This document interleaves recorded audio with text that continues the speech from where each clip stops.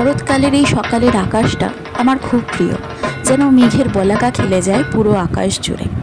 আজকে মহাষ্টমী এবং শুরু করছি আমার প্রথম প্যান্ডেল হপিং দিয়ে। এটি হলো সিমলা ব্যায়াম সমিতির প্যান্ডেল। সিমলা ব্যায়াম সমিতি প্রতিষ্ঠিত হয় 1926 খ্রিস্টাব্দে। প্রতিষ্ঠা করেন অতীন্দ্রনাথ বসু। এই সংগঠন সাধারণত স্বাধীনতা সংগ্রামের মুভমেন্টগুলোর শারীরিক প্রস্তুতি এবং মানসিক প্রস্তুতির আখড়া ছিল।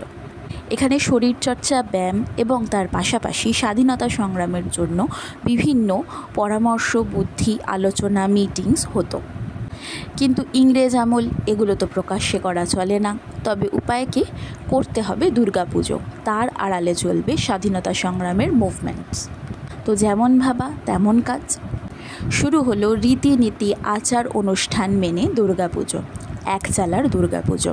মায়ের পরনে থাকবে খাদির কাপড় এবং 4 ছেলেমেয়েকে নিয়ে মা প্রতিষ্ঠা করবেন একটি চালার মধ্যে। স্বদেশি কাপড় পরানোর কারণে সেই প্রতিমাকে স্বদেশি ঠাকুর নামেও অনেকে আখ্যা দিতে থাকে। প্রথম থেকেই এই প্যান্ডেলটি কিন্তু থিমের ওপর নির্ভর করে গড়ে উঠেছিল।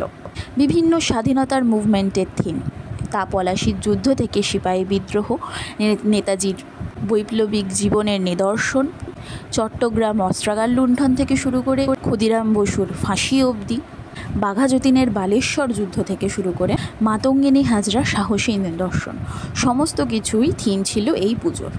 এই বছর শতবর্ষে পা রাখল সিমলা ব্যায়াম সমিতির পুজো। সিমলা ব্যায়াম সমিতির পরে আমরা পৌঁছে গেছিলাম চোর বাগানের পুজোয়। প্রত্যেক বছরের মতন এবারেও চোর বাগান কিন্তু অনবদ্য একটা প্যান্ডেল বানিয়েছে। লাইটিংয়ের কাজগুলো অসাধারণ। প্রতিমা দর্শন করে আমাদের মন একদম মুগ্ধ হয়ে গেছে।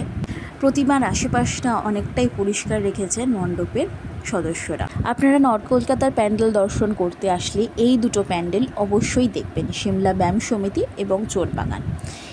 এই ফটোগুলো হচ্ছে সংগৃহীত, এই ফটোগুলো কিন্তু আমি তুলিনি, আমরা ফেসবুক থেকে এই ফটোগুলো সংগ্রহণ করেছি। এবারে আসি পৌরাণিক কাহিনীতে। আমরা সবাই জানি শ্রীরামচন্দ্র রাবণের সাথে যুদ্ধের আগে দেবীর আরাধনা করে তারপরে যুদ্ধরত হন। পুরাণ মতে শরৎকালে দেবদেবীরা নিদ্রামগ্ন থাকেন বা কেউ কেউ ধ্যানমগ্ন থাকেন। তবে যুদ্ধের প্রাককালে অবশ্যই দেবীর আরাধনা করা প্রয়োজন, না হলে কিন্তু পরাজয় অনিবার্য। তাহলে এবারে কি উপায়? দেবীর আরাধনা করতেই হবে, করতে হবে দেবীর বোধন। বোধন মানে জাগানো বা জাগ্রত করে তোলা। শ্রীরামচন্দ্র ঠিক করলেন তিনি অকাল বোধন পুজো শুরু করবেন। সমস্ত আয়োজন করা হলো, গুনে গুনে সমস্ত উপকরণ জোগাড় করা হলো, কিন্তু বাদ পড়ল একটা পদ্ম ফুল। দেবীর আরাধনা করতে গেলে প্রয়োজন 108টি পদ্ম ফুলের। সেই জায়গায় শ্রীরামচন্দ্র জোগাড় করতে পারলেন শুধুমাত্র 107টি পদ্ম ফুল।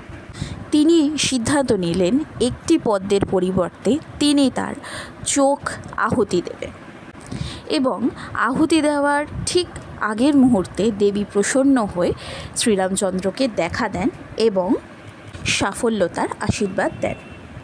এইভাবেই শুরু হলো নবরাত্রি বা পুজোর এই 9টা দিনের আয়োজন। এই ড্রয়িংটা শর্টসের আকারে দিয়েছি, আজকে আমি ফুল কালারের ভিডিওটা আপলোড করলাম। এটা কেমন লাগলো জানাবেন। এটা হচ্ছে ফাইনাল লুক। টাটা।